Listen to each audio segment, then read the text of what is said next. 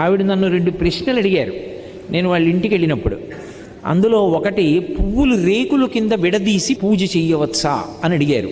మంచి ప్రశ్న, అందుకు నేను ప్రస్తావిస్తున్నాను. బాగా జ్ఞాపకం పెట్టుకోండి, పువ్వు అంటే లక్ష్మి, పువ్వు అంటే జ్ఞానం, సరస్వతి. పువ్వు అంత కోమలమైనది, పువ్వంత పరిమళంతో కూడుకున్నది, పువ్వంత మంగళప్రదమైన వస్తువు లోకంలో లేదు. అందులో ఎర్రటి పువ్వు కానీ నేల మీద పడి ఉందనుకోండి, ఎవరైనా సరే దాన్ని తీసేయాలి ముందు, అది కింద ఉండకూడదు. ఎందుకో తెలుసా?